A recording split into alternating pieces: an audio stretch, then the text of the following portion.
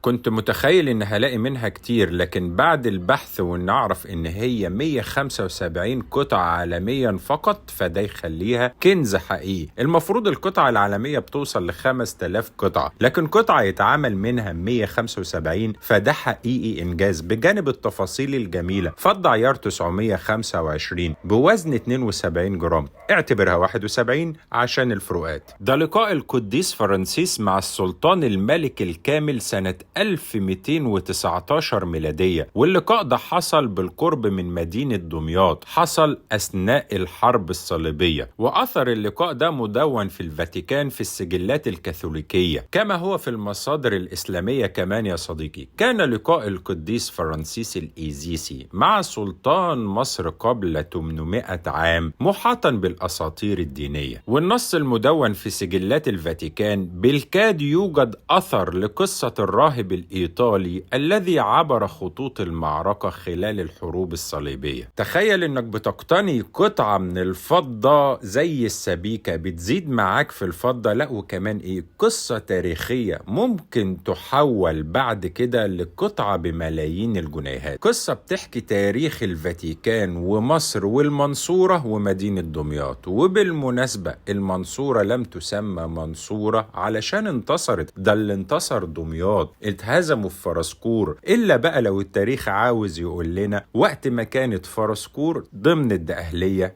مش دمياط. والدليل الملك السلطان الكامل لما تعب وكبر في السن جاء على منطقة، قال لهم ايه دي يا جماعة؟ قالوا له جزيرة الورد. قال لهم خلاص نسميها المنصورة. وكان أثناء الحرب مش بعد الحرب علشان يسميها المنصورة للانتصار. لكن في النهاية احنا قدام قطعة متحفية جميلة جدا، هي أكتر وأقيم من الكنز كمان. أشوفك دايما على خير.